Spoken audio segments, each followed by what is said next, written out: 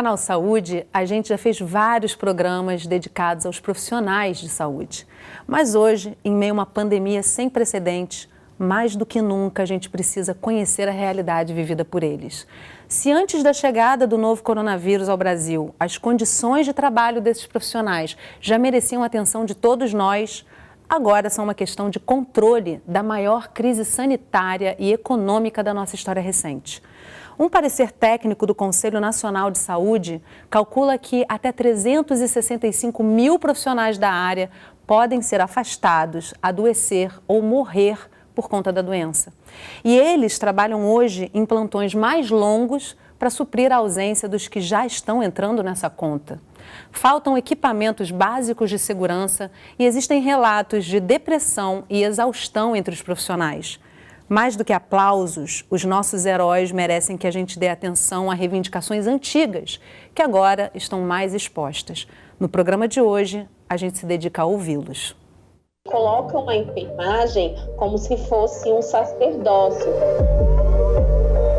Ela tem que se contentar com os baixos salários, de forma que não se respeite nem os seus direitos de trabalhador. Para nós da enfermagem, a coisa está mais sobrecarregada porque nós somos uma linha de frente. A demanda do trabalho está ficando muito difícil, está faltando mão de obra. Eu peço que as autoridades olhem pela gente, porque herói morto não salva a vida.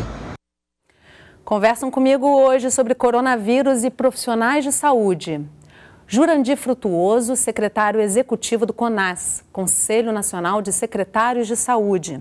Eduardo Fernando de Souza, enfermeiro membro do Comitê Gestor de Crise Covid do COFEM, Conselho Federal de Enfermagem. Débora Noal, doutora em Psicologia e pesquisadora da Fiocruz Brasília.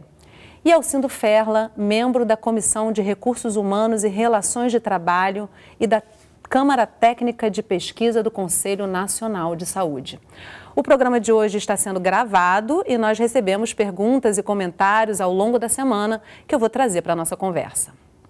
É uma guerra e um exército que está no fronte para salvar vidas. Para quem trabalha em hospitais públicos ou privados hoje, a pandemia de coronavírus expõe feridas antigas. Eles estão sendo aplaudidos no mundo todo. Galera da Rocinha, homenageando os médicos. Eles não podem ficar em casa. Trabalhadores de saúde que deixam suas famílias para lutar contra um inimigo invisível e com um único objetivo: salvar vidas. A diretora do Hospital Universitário de Santa Maria, no Rio Grande do Sul, afirma que desde que a Covid-19 deu os primeiros sinais no mundo, o hospital vem se preparando. Tudo foi repensado. A unidade foi dividida em duas frentes, área não Covid e área Covid. A preocupação é com o atendimento e com os 1.500 profissionais de todas as áreas que trabalham para manter o hospital funcionando. Passam pelo hospital todos os dias cerca de 7.000 pessoas. A diretora conta que existe um atendimento psicológico e que um hotel e parte do campus universitário foram disponibilizados para que os trabalhadores não tivessem contato com familiares nesse período. Mas o que mais aflige é a segurança sanitária. Hoje eu diria que é um dos grandes motivos da ansiedade em todos os serviços, porque a gente não tem uma segurança plena de que os insumos disponíveis eles vão ser repostos a tempo. Então hoje o nosso hospital, por exemplo, já desenvolveu uma tecnologia para reesterilizar, reaproveitar uma máscara que é de proteção extrema, que é a N95, no sentido de que os profissionais nunca vão ficar, nunca é muito incerto, mas de que vão ter maior segurança de que vão ter esse insumo para atender na área dos pacientes infectados. Do Rio Grande do Sul, vamos para Sergipe conversar com Shirley Morales, presidente da Federação Nacional dos Enfermeiros, uma categoria que também está preocupada com a falta de proteção dos profissionais que estão na linha de frente. Os aventais impermeáveis não estão sendo garantidos, o face shield, que é aquele protetor facial, também não, nem o protetor ocular. Então, eles dizem que ter a N95 é suficiente apenas nos locais que têm procedimentos como intubação e extubação de casos suspeitos e confirmados, entendeu? Então, essa não é a nossa realidade. A realidade de contaminação é que em qualquer lugar onde você tem esses procedimentos, independente se eles estão notificados ou não, como casos confirmados ou suspeitos, pode existir uma contaminação por casos assintomáticos. Segundo Shirley, isso acontece principalmente porque falta testagem para pacientes e profissionais da saúde. Nós temos uma deficiência da testagem, então os profissionais eles não estão sendo testados. A testagem dos usuários do sistema, por exemplo, só é feita nos casos graves. A gente está tendo uma série de dificuldades com relação à notificação para o coronavírus. De acordo com a Federação Nacional dos Enfermeiros, as reclamações dos profissionais da saúde são antigas e se agravam com a pandemia. Riscos de contato com patógenos, longas jornadas de trabalho, depressão, fadiga e desgaste profissional. Com a necessidade de mais profissionais atuando na linha de frente contra o coronavírus, estudantes foram convocados. A proposta é coordenada pelos Ministérios da Educação e Saúde. Na prática, os alunos dos 2 últimos anos do curso de Medicina e do último ano de Enfermagem, Farmácia e Fisioterapia poderão estagiar em unidades de saúde. O Ministério da Saúde é o responsável por selecionar, capacitar e direcionar esses alunos. Seja garantido, os equipamentos de proteção individual a esses estudantes. A gente tem uma preocupação muito grande com a segurança sanitária desses estudantes. São estudantes que não têm uma formação específica ainda para atuar no campo de prática, ainda estão em processo de formação.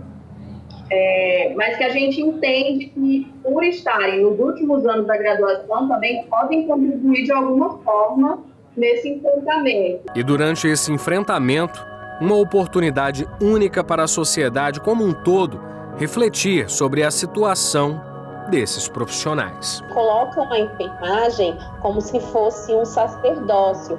E a enfermagem, independente, ela não pode adoecer, a enfermagem ela tem que se contentar com os baixos salários, então elas não têm condição de sustentar seus filhos, precisam ter vários vínculos, então ela precisa se conformar, porque eles são os anjos de branco, os anjos dos hospitais, e precisam exercer essas atividades, o seu labor, por apenas amor e de forma que não se respeite nem os seus direitos de trabalhador.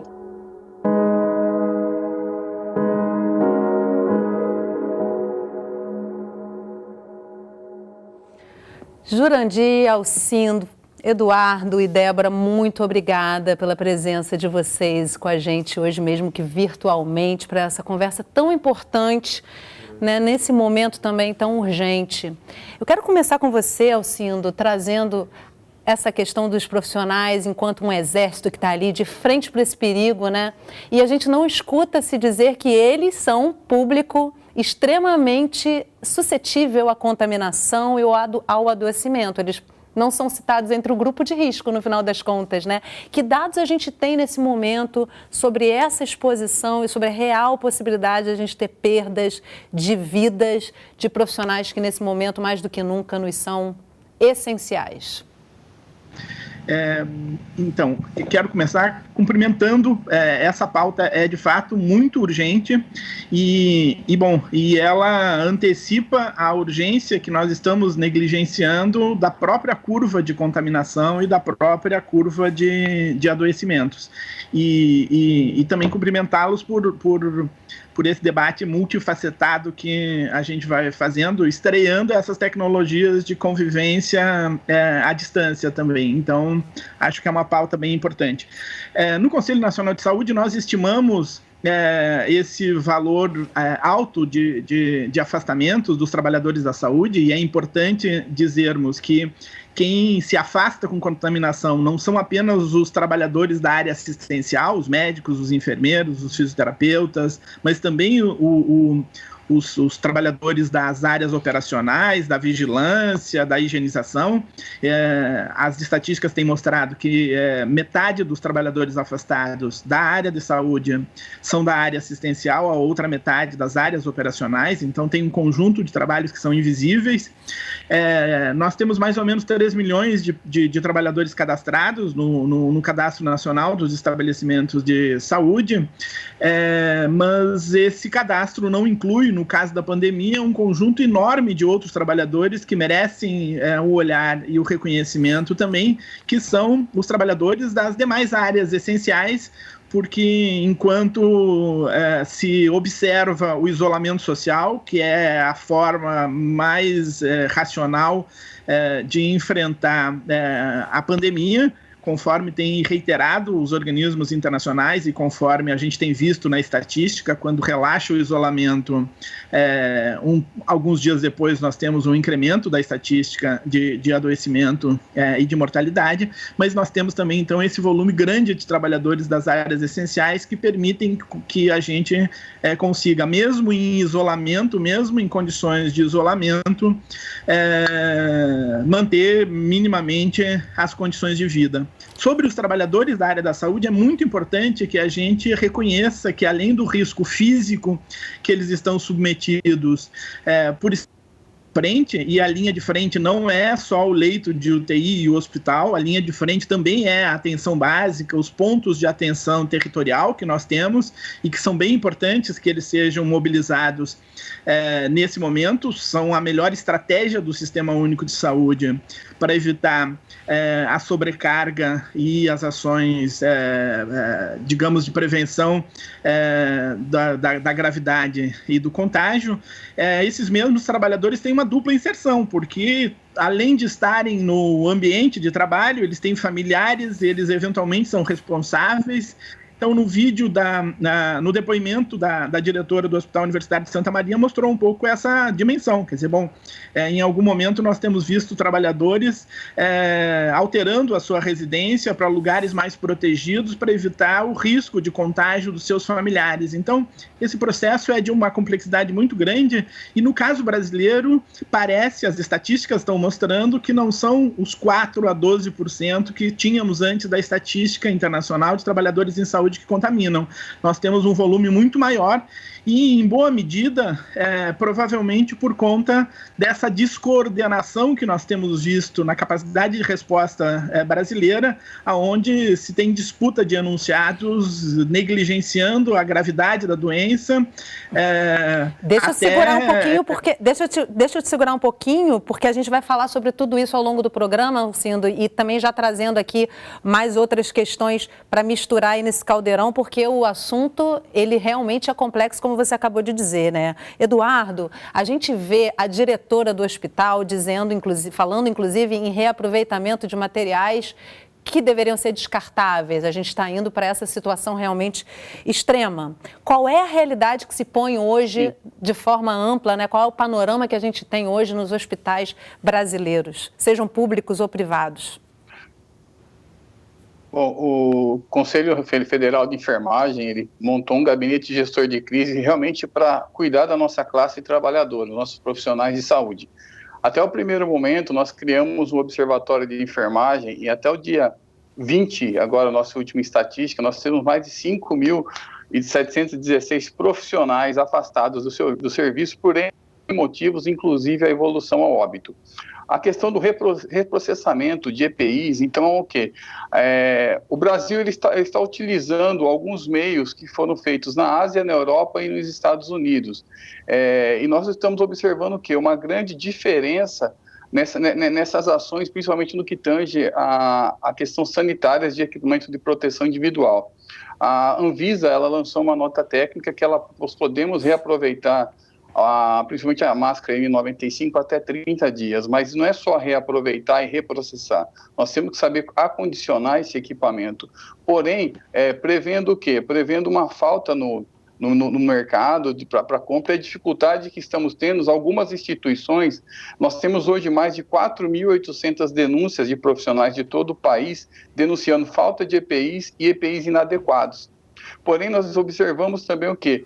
Que além dessas denúncias, está contaminando os nossos profissionais de enfermagem pelo material de má qualidade, pela falta dele e até mesmo pela não saber como utilizar esse equipamento de proteção individual. Então, é uma preocupação do Conselho, sim. Hoje, nós temos a missão de mapear em todo o país, com um olhar macro-regional, todas as necessidades que tangem a enfermagem, que é a maior força de trabalho frente a essa batalha do Covid-19. E estamos fazendo todas as ações necessárias, inclusive judiciais, para garantir a qualidade da assistência, a segurança do paciente e principalmente a segurança dos nossos profissionais de enfermagem. Boa sorte nessa empreitada, né? Porque vamos precisar disso mais do que nunca. Jurandir, nunca foi fácil ser gestor em saúde pública ou privada, mas nunca foi fácil. E nesse momento me parece que os desafios da gestão estão aí expostos, né? Mais do que nunca. Como é que você visualiza esse momento para o gestor? Qual é o principal desafio, na sua opinião? Eu queria só dizer o seguinte, que esse quadro que está pintado aí pelo Arlindo, pelo Eduardo e com certeza também será feito pela Débora, é um quadro real que, ao nosso ver, é muito complicado pelo fato de você poder perder força de trabalho. Primeiro, por adoecimento. Segundo, por medo. As pessoas têm limite para tolerância e têm limite para segurar uma postura de permanecer ali enquanto se mede o risco crescente a toda hora em sua busca. O problema da insegurança do trabalho hoje, por falta de EPIs, ele espelha apenas uma realidade que vem de antes. Nós estamos pagando a conta de não termos estruturado o sistema de saúde na densidade, na dimensão que ele precisa ter para um país de 200 milhões de habitantes e que oferece um sistema único de caráter universal. Essa dor que a gente sente agora, ela está sendo ampliada, mas ela estava antes aí posta. E a gente teimava em não ver. Agora, os processos de adoecimento estão atingindo a todas as pessoas. O Arlindo foi feliz quando disse que é a enfermagem, é o médico, é os serviços gerais. Nós temos 3 secretários de Estado que estão passando pelo processo. O Pará, o Rio de Janeiro, o Ceará o Ceará foi para UTI. Quer dizer, o Rio está doente, o Beltrame está, o presidente do CONAS está também ainda em quarentena porque está também com Covid. Então, é uma coisa que vai atingir a todos. Eu lamento que esse grito que está sendo dado agora, de se ter mais cuidado com as pessoas que fazem saúde, cuidado, cuidador, não tenha sido feito em tempo para que se evite o dano. Agora, o risco é esse. Nós temos no CONAS, um estudo que nós fizemos, a gente fez um estudo no CNES e separamos as unidades de saúde que estão inscritas para fazer Covid. E nós temos aí 900 mil trabalhadores diretamente trabalhando com Covid. Se vai nessa linha que o Arlindo acaba de colocar, desse percentual de contaminação que está posta, nós vamos ter aí uma queda de força de trabalho muito significativa e com dificuldade de reposição pelos fatores que estão postos aqui de maneira muito clara por todos os entrevistados. E a Débora vai ter que ter mais um cliente na linha dela, de cuidados, que é o gestor. Esses também está sofrendo muito duramente por não poder dar a resposta que precisa dar e por não ter condições de enfrentar o problema com a condição que ela precisa ter para poder ser vencida. O gestor também está colapsando. Eu converso com eles todo dia dessa mesinha que eu estou aqui e eu sei o drama que eles estão passando por não poder dar a resposta necessária à população. São os heróis sob alta pressão, né, Débora? Eu queria que você me trouxesse essa questão que chega aí na parte da psicologia. Você já tem conhecimento de uma relação de aumento das questões voltadas para a saúde mental dos profissionais de saúde nesse momento? Sim, com certeza, Carla. Então, bom dia a todos os meus colegas, né? Muito obrigada pelo convite.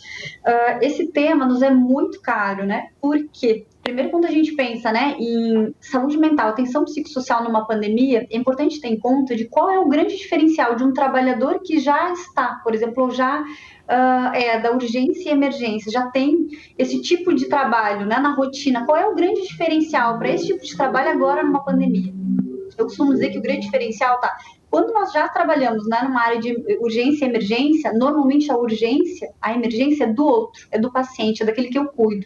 Eu estou numa outra situação de amparo, né, de tranquilidade maior e que me dá uma possibilidade de retornar para minha casa, ter dentro da minha rede, né, da minha rotina, da minha rede socioafetiva, um amparo, um suporte, o que me dá muito mais qualificação, inclusive em termos de atenção psicossocial e saúde mental, para enfrentar esse tipo de demanda. Quando eu trabalho numa pandemia, a urgência que é do outro também é minha. O medo que é do outro também é meu. Significa que aquele estado de alerta que eu estava normalmente só no meu espaço de trabalho, agora eu tenho que levar para casa, porque eu tenho que estar em estado de alerta para poder prover um mínimo de biossegurança para mim e para meus familiares também. O que significa que é como se eu abrisse várias abas, mais ou menos como um computador, né? A gente abre várias abas de trabalho, o que acaba fazendo com que o tensionamento, né, e que o sofrimento seja muito maior. Só para você ter uma ideia da amplitude, da dimensão disso, né, a Organização Mundial da Saúde, ela fez uma estimativa que em fases de epidemia, não estão falando de uma pandemia, né? Em fases de epidemia, a gente tem uma estimativa de que 1/3 até metade da população, a população que passa por uma situação de epidemia, ou seja, no caso do Brasil inteiro, né, passa por algum tipo de transtorno, que em geral ele é transitório, mas que se nós não atentarmos, principalmente no primeiro mês, até o fim do primeiro trimestre, faz com que essa estimativa aumente muito e faça com que a gente precise depois, a médio e longo prazo, cuidar, e a gente ainda não sabe quais são os parâmetros deste cuidado, ou seja, até onde nós precisaremos cuidar. Então, já deixo aqui um alerta, né, aí que já trazendo a perspectiva de todos os meus colegas aqui que falaram, e dos vídeos também, gostei muito dos vídeos que passaram, porque eles relatam muito, não só o que dizem as estatísticas e as estimativas, mas o que a gente já vem presenciando. Né, a gente já tem muitas pesquisas publicadas, em especial na China, né, no próprio Estados Unidos, Itália, que já vem demonstrando quais são os efeitos quando a gente não consegue cuidar rapidamente a nível de atenção psicossocial e saúde mental. Lembrando que quando a gente fala de atenção psicossocial, a gente está falando de biossegurança, protocolos de cuidado, a gente está falando de confiança no gestor e quem está estruturando essa estratégia. Isso já foi identificado, inclusive tem um artigo muito recente da China que diz que os trabalhadores chineses aceitaram ir para o front quando sentiam, né, que tinham de fato um protocolo de linha de biossegurança confiável. Isso fez com que as pessoas adoecessem menos. Então isso é importante de ver o quanto a gestão impacta, o quanto a coordenação impacta, o quanto as equipes de trabalho impactam, tanto quanto uma pandemia, né? Então, o que a gente consegue fazer para antever essa estratégia de cuidado e também de adoecimento? É importante ver que, de volta, estamos falando da questão dos equipamentos de segurança que impactam na saúde emocional, que impactam na realidade diária desses profissionais. E aí, Eduardo, a gente tem uma fala de uma enfermeira no final da matéria, muito expressiva, em que ela fala da dificuldade de testagem e do quanto isso deixa o profissional mais aflito na falta desse aparato de proteção, né? A gente tem, inclusive, relatos de escolhas que estão sendo feitas entre testar um médico ou testar um enfermeiro,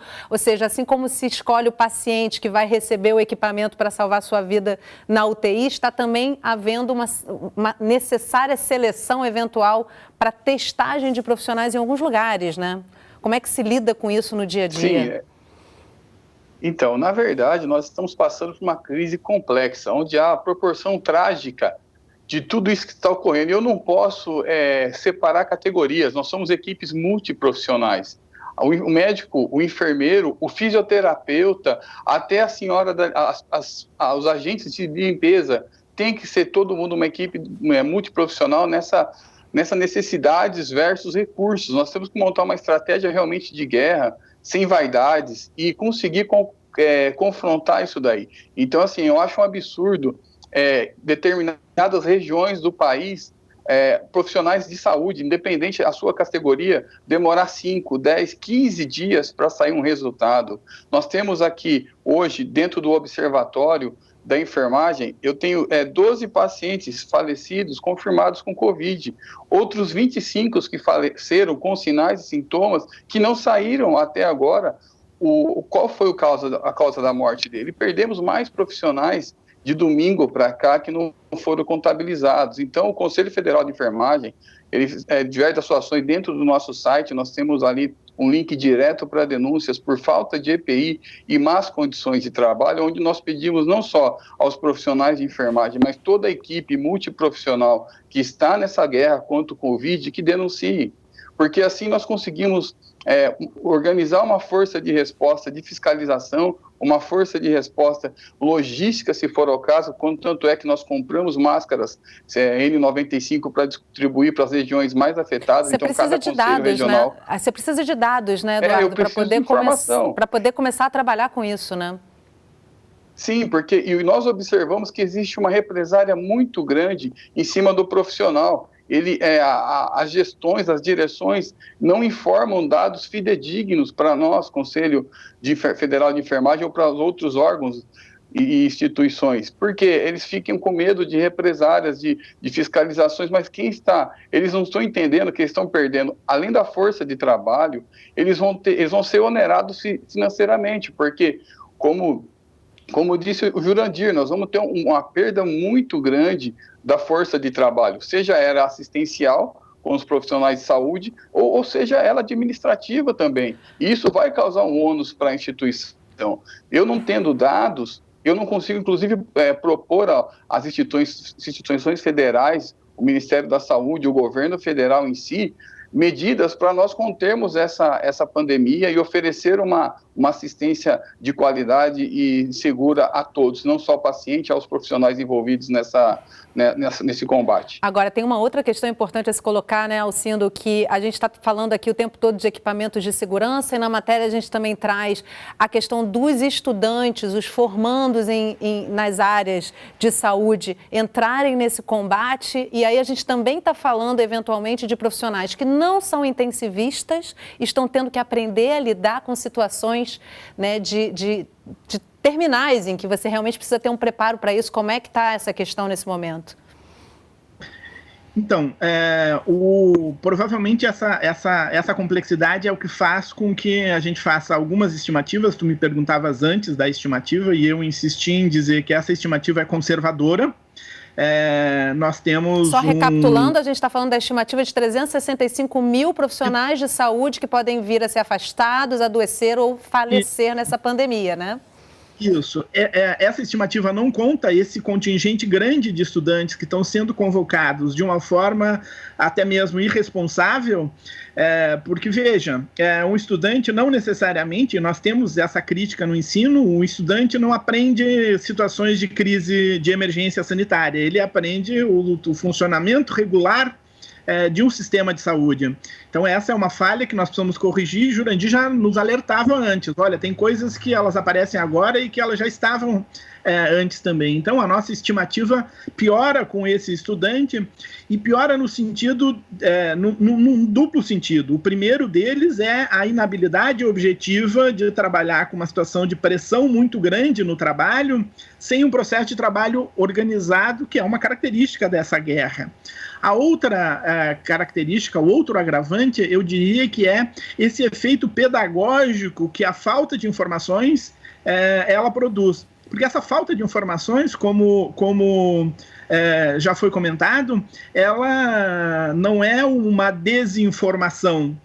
Nós sabemos que essa informação está subestimada, então, de tal forma que, em algum momento, ou a gente negligencia o risco, o objetivo do trabalho, ou então começa a se suspeitar de que todas as pessoas que estão à nossa volta possam estar contaminadas, assintomáticas e gerando o contágio. É o processo da falta de informação, né, Alcindo? Eu preciso encerrar esse bloco rapidamente, mas a gente volta a tocar nesse assunto. Os assuntos são muitos nesse momento. A gente tem várias participações também da nossa audiência aqui para o próximo bloco. Então, Sala de Convidados faz um breve intervalo. Não sai daí que a gente volta já.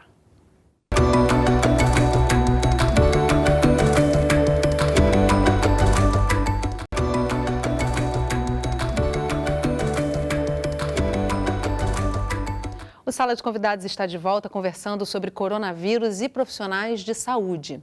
Os nossos convidados de hoje falam com a gente pela internet. Jurandir Frutuoso, secretário executivo do CONAS, Conselho Nacional de Secretários de Saúde.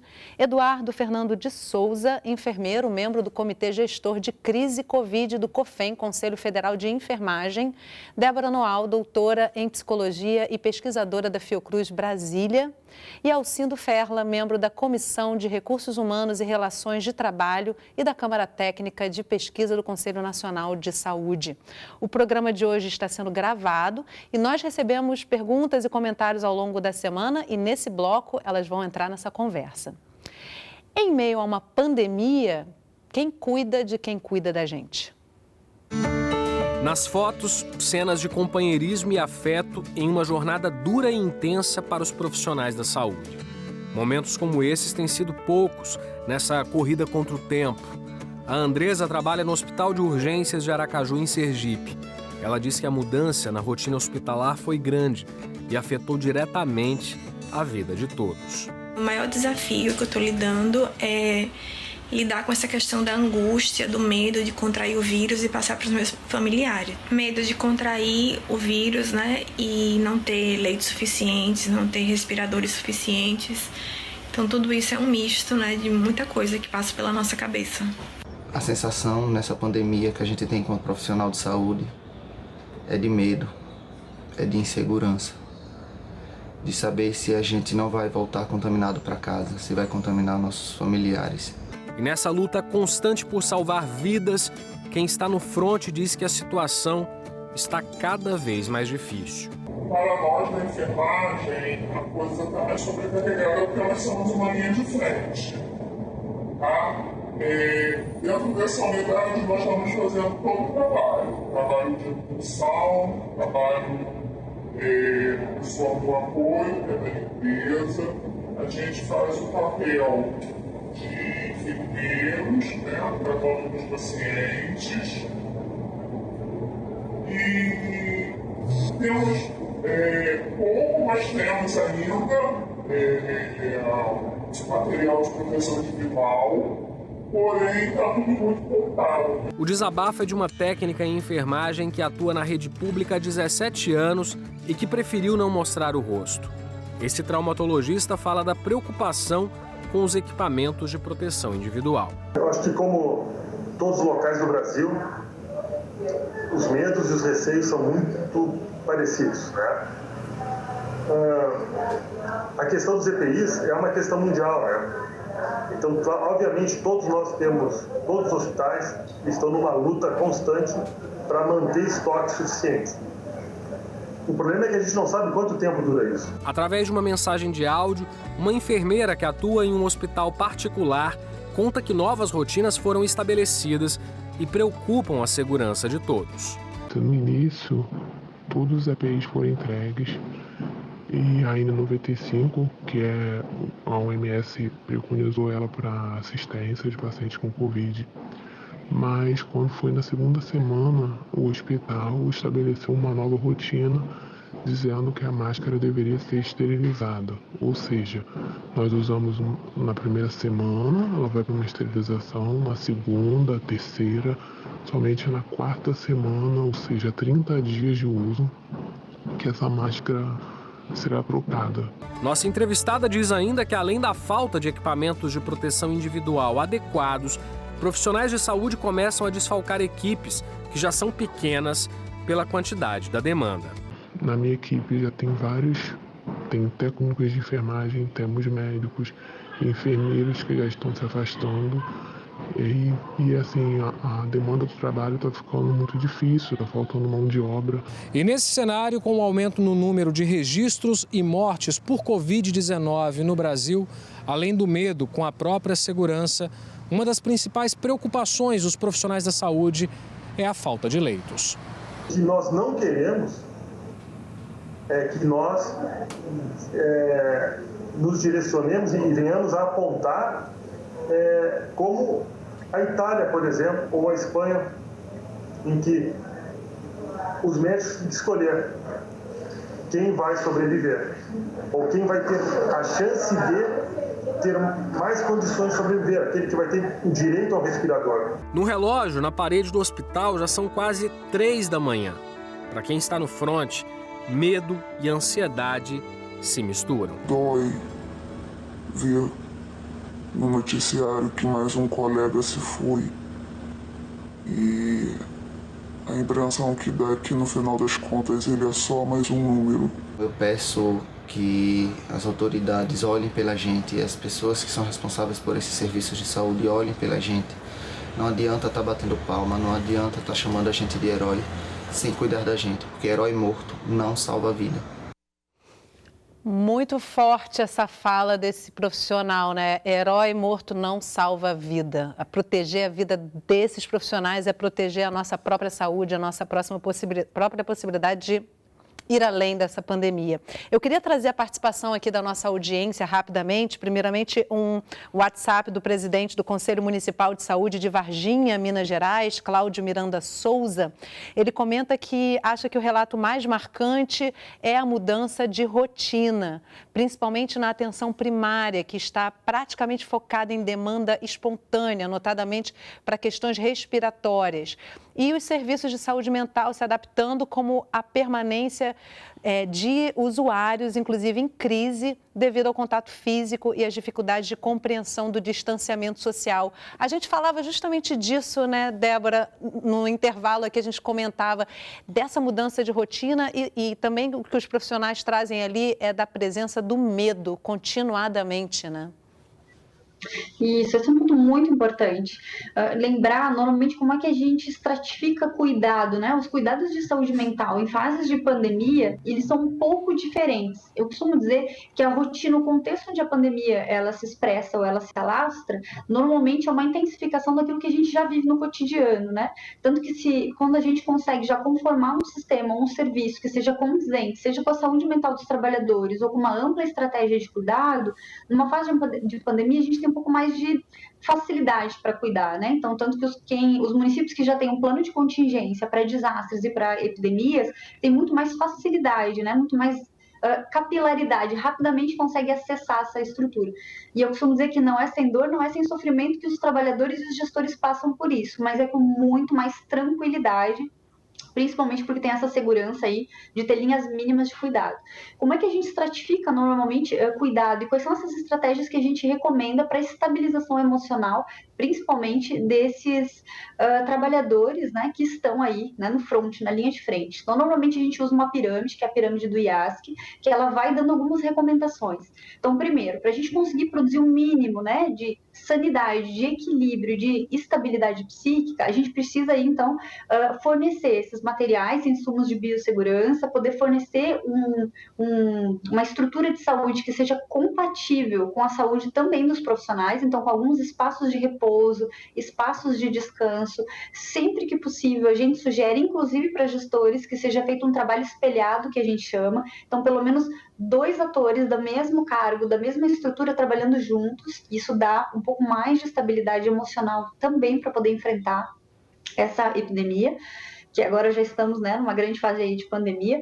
Depois, num segundo momento, né, a gente sugere que tenha informações básicas de atenção psicossocial. O que é isso? Poder informar para esses trabalhadores quais são essas reações mais comuns, quanto tempo a gente espera, e aí já deixo aqui a dica, a gente espera que de 1 mês até 3 meses, essas reações de medo, angústia, tristeza, dor, sofrimento sejam muito intensas, mas a gente espera uma rápida diminuição, principalmente quando a gente consegue estruturar políticas públicas que sejam coerentes e compatíveis com o cuidado desses trabalhadores. Então, esse é o momento de cuidar, esse é o tempo de colocar as estratégias implementadas já no território para esses trabalhadores aí da linha de frente. E já na pontinha da pirâmide, a gente sugere, então, que seja disponibilizado, aí sim, serviços de atendimento a esses trabalhadores, seja online, seja presencial. E, Jurandir, eu tenho aqui também uma participação direcionada a você. Quem encaminhou foi a presidente da Associação de Câncer de Boca e Garganta, ACBG Brasil, Melissa Ribeiro. Ela conta o seguinte: os pacientes traqueostomizados respiram por um orifício aberto no pescoço, ou seja, eles são vulneráveis ao Covid-19, correto? Pois eles respiram pelo orifício e não possuem nenhuma proteção que filtre esse ar e impeça os vírus e bactérias de entrarem direto no pulmão. A portaria 400 da SAIS 2019 prevê assistência a todos os ostimizados no Brasil, mas os ostimizados respiratórios não são atendidos. O senhor tem conhecimento dessa negligência relacionada a esse público? O que o Conselho pode fazer emergencialmente para proteger essas pessoas, não só nessa pandemia, mas de todo e qualquer vírus, como H1N1? Pergunta difícil, né, Jurandir? Difícil de responder, mas eu queria voltar um pouquinho, porque eu acho que tem duas falas que foram feitas que eu tenho que recuperar. Por favor. A primeira, da questão da insuficiência de EPIs. Não é só no Brasil, é no mundo todo. Está havendo uma competição predatória a um dos mais ricos. Por exemplo, Estados Unidos, vai a China, obriga a empresa ou convence a empresa a quebrar o contrato, paga a multa rescisória e dá o preço que a empresa tem para vender e leva do EPI ao respirador. E essa insuficiência, ela leva a uma reflexão. O nosso processo produtivo da saúde tem que ser recuperado. Ele foi deixado para trás e é um ponto que tem que ser retomado logo após essa epidemia. O segundo ponto que eu queria colocar, Débora, era a necessidade de treinamento das pessoas. Não basta só ter o EPI, mas os nossos profissionais têm que ser capacitados. Por exemplo, nesse momento agora, que nós estamos aqui nesse programa, nós lá do CONAS estamos fazendo juntamente com a OPAS, um seminário também, trazendo o Zé Martinez da Escola da Andaluzia para mostrar como os espanhóis capacitaram os seus profissionais. Estamos trazendo o Hernán Sepúlveda, da OMS, para mostrar como a força de trabalho deve ser capacitada para enfrentar esse problema sem tanto prejuízo, né? E uma experiência da Paraíba, que é da Renata Vasconcelos.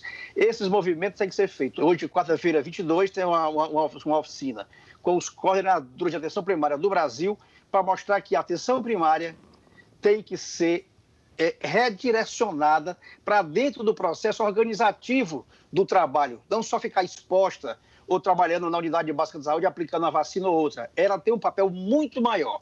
E se a gente organizar o serviço de saúde, tendo a APS como organizativa desse sistema, nós vamos ter menos prejuízo e mais lucro. E voltando para a pergunta da telespectadora sobre os ostomizados, é preciso cuidar. E eu acho que aí é um paciente que tem que ser cuidado seguidamente pela sua equipe de saúde da família.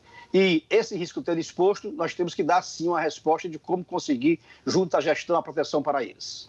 Aí eu tenho também mais uma participação aqui. A Donélia Lima mandou pelo Instagram uma pergunta para vocês a respeito das medidas sanitárias. Elas são suficientes e importantes para a prevenção? Deixa eu trazer com você primeiro, Eduardo. As medidas sanitárias, no teu ponto de vista, são importantes para a prevenção? Sem dúvida alguma, as medidas sanitárias, elas são importantes sim, porém nós temos que mudar. Acho que o Covid-19, essa situação, ela está mudando muitos conceitos no nosso país. Desde a questão da atenção primária, eu acho que nós temos que organizar o sistema. Eu acho que nós vamos ter um novo SUS a partir dessa pandemia, inclusive, porque nenhum município, nenhum estado estava preparado para uma resposta dessa. Observamos o erro da Itália, o erro da Espanha, que acharam que a sua rede hospitalar, que o seu sistema de saúde pública iria dar conta e não deu. Então, assim, medidas sanitárias, nós temos que realmente mudar a cultura da população nossa brasileira, que às vezes nós observamos assim coisas banais, coisas assim que poderiam ser evitadas e nós observamos que não tem um contraponto sobre isso. Então nós devemos, além das medidas sanitárias, como foi dito pelo Jurandir, a questão da capacitação. Nós temos relatos hoje, não só no Brasil como no mundo, que o próprio profissional que ele tem o EPI correto, ele acaba se contaminando por falta de treinamento na hora de retirar querendo ou não, é uma medida sanitária. A questão de como que é feito a estratégia da saúde da família nas comunidades vulneráveis, na população de rua. Então, eu acho que tanto para o CONAS quanto com o Conselho Nacional de Saúde, vão ter muita discussão e muito material para a gente discutirmos juntos. Eu vi aí a senhora Letícia fazendo uma questão do ostomizados. Pô, quais são os cuidados? Será que alguém já havia discutido muito bem posto? E com a doutora Débora falando na saúde mental dos profissionais. Não é só ele se contaminar, é a família, é o estresse que está sendo ocasionado. Será que isso está influenciando realmente na assistência direta ao paciente? Vou pegar uma fala do Alcindo. Os estudantes, ele acabou de se formar. Nós estamos com pacientes de síndromes respiratórias agudas graves, não é qualquer pessoa para ser intensivista. Todo o sistema, e também nós temos que mudar, inclusive, o modelo do sistema de saúde. Porque esse paciente com síndrome respiratória aguda, ele pode estar entrando pela atenção primária, ele pode entrar na porta de uma urgência. Então, a questão da falta de EPI mundial, essa questão de reprocessamento de materiais, nós vamos estar vivendo um pouco mais à frente. Mas nós temos que nos unir, como nesse momento aqui, com especialistas e discutimos tecnicamente quais são as medidas cabíveis. A vigilância sanitária, através da Anvisa, ela está tendo notas, boletins epidemiológicos, até numa medida sanitária que o Conselho Federal de Enfermagem ele preconiza, ele está batendo muito em cima, que é o boletim 8, da página 23 a 26, onde fala do afastamento laboral. Eu tenho uma força de trabalho, eu tenho que, pelo menos, fazer uma reestruturação assistencial e administrativa no meu profissional que tem acima de 60 anos, que ele tem alguma doença do grupo de risco pré-existente, senão eu vou acabar perdendo essa mão de obra. E será que foi feito um redimensionamento? Adianta eu fazer contratação em massa se eu não tiver uma preparação técnica e psicológica para isso? E aí então, a gente chega desculpa, a gente chega exatamente na fala que eu cortei o Alcindo no final do bloco anterior, falando dessa capacitação, né, Alcindo? Porque no final das contas, parece que a pandemia vem expor as fragilidades e mazelas que existem não somente no Brasil, mas em vários países do mundo, se não todos, né, Alcindo? Yasmin, essa é uma síntese importante. O Conselho Nacional de Saúde constituiu um programa, uma iniciativa, tentando coordenar essas frentes todas, chamada Cuidar do Trabalhador e da Trabalhadora, Cuidar do Brasil. Justamente por isso, nós temos um conjunto grande de frentes, é preciso que a formação dos trabalhadores na área da saúde, ela aconteça não só mudanças na formação no âmbito da graduação, as tragédias, as catástrofes, as emergências sanitárias, elas acontecem, nós não gostaríamos que elas acontecessem, elas não acontecem todo dia, por isso que elas são classificadas dessa forma, mas elas acontecem, nós precisamos nos preparar para elas, na formação, na organização dos sistemas de saúde, mas eu também gostaria de dar uma visibilidade aí à pergunta do Cláudio, do Conselho Municipal de Saúde de Varginha, que diz o seguinte: olha, essa emergência ela não acontece só na UTI e no hospital. As melhores respostas dos sistemas de saúde chamam a atenção para uma vantagem do Sistema Único de Saúde, que é a descentralização, que é a existência de secretários, sistemas estaduais e sistemas municipais de saúde, que na falta de uma coordenação maior vão criando alternativas. Mas tem um componente muito grande que a população pode fazer também, e por isso que eu me reporto à pergunta do Cláudio, que é o seguinte: a prevenção textualmente chamada da doença, as medidas sanitárias, elas dificilmente vão conseguir eficácia. Agora, elas prevenirão a sobrecarga no sistema de saúde, elas prevenirão o colapso do sistema de saúde e elas prevenirão também um problema que eu classifico como civilizatório. Além de ignorar o risco que uma parcela grande da população tem feito, nós temos visto os profissionais de saúde sendo assediados como fontes de contágio da doença. Ora, é um paradoxo, é um absurdo, é um contrassenso, porque exatamente esses são os profissionais que vão ajudar a resolver o problema. Eles têm saído da linha de produção por contágio e por adoecimento. Bem importante entender que um profissional com a presença do vírus, ele não pode estar na linha de produção, porque ele vai ter um contato muito grande com os demais profissionais. Agora, tem um conjunto de coisas que podem ser feitas pela população para proteger os trabalhadores e as trabalhadoras, que é o reconhecimento, sim, da importância desse trabalho, e redes de solidariedade. Os trabalhadores de saúde têm famílias, têm pais idosos que eventualmente são responsáveis, eles são responsáveis pela manutenção. Então, acontece com os trabalhadores de saúde o que acontece com cada brasileiro, cada brasileira e cada cidadão do mundo atualmente. E, portanto, criar redes de solidariedade para prover compras, para prover o cuidado das crianças que não estão com escola, enfim, tem um conjunto importante de coisas que a população precisa fazer. E se nós sairmos dessa crise com um padrão de civilidade maior, o Jurandir já falou isso, essa ideia da competição genocida por equipamentos, por visibilidade, por reconhecimento do trabalho, é péssima, mas também a dissensibilidade nas relações que nós temos no cotidiano. A importância que a participação social tem colocado no sistema de saúde não é só do acesso às tecnologias duras, aos equipamentos tecnológicos, mas é também um padrão de relação entre as pessoas diferente. E relação de consumo, né, Alcindo? As relações de consumo estão, nesse momento, em xeque, né? Em xeque, e a produção de imaginários. Veja, quando eu coloco um estudante de graduação, um estudante de medicina, numa situação que ele não tem capacidade psíquica para suportar e não tem domínio tecnológico, eu alimento nele a sensação de uma certa divindade, de um poder que ele não pode ter sobre a vida do outro.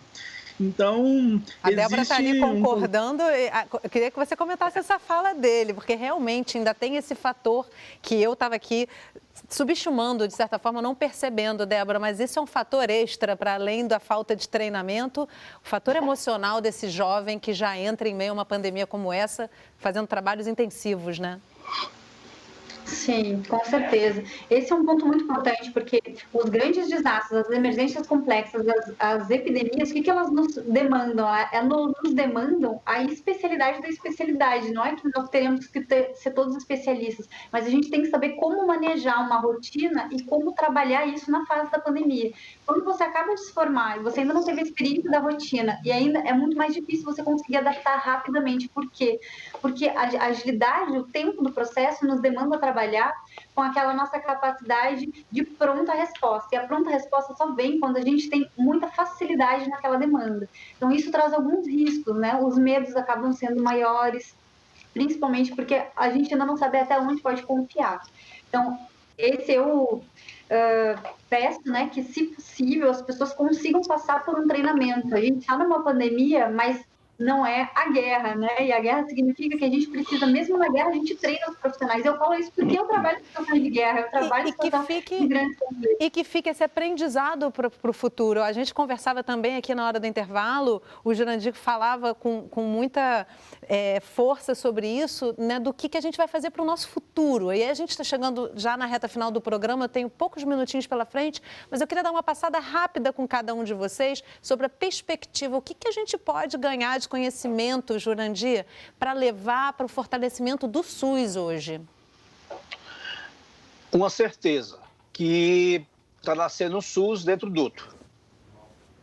E que, se as pessoas não sabem, é bom atentar que 98,2% dos leitos de média e alta complexidade nesse país são leitos de Estado ou leitos de município.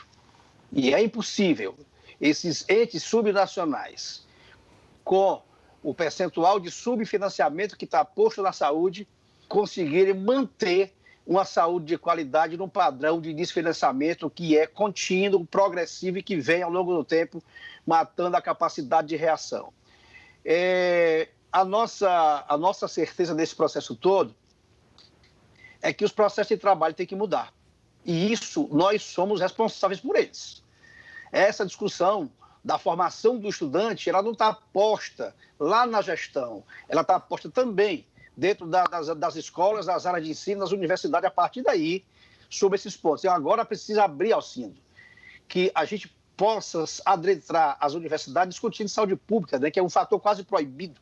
A gente não consegue dialogar fácil com o estudante de uma escola quando o assunto é saúde pública, porque a gente é rejeitado. Agora Está provado agora que... Está provado agora, sabe por quê, Yasmin? Que é o SUS que vai dar essa resposta. E é a ele que tem que ser fortalecido. Eu termino dizendo o seguinte, nós temos que vencer essa epidemia, mas nós temos que estar pronto para fazer a retomada do processo. E essa retomada tem que ser feita nessa perspectiva de fortalecimento do sistema de saúde pelas bases e princípios que ele está posto na Constituição. Excelente, Jurandir. Eu vou então trazer o Alcindo, já que você citou. Alcindo, como é que você canalizaria aí o futuro da gente depois dessa pandemia?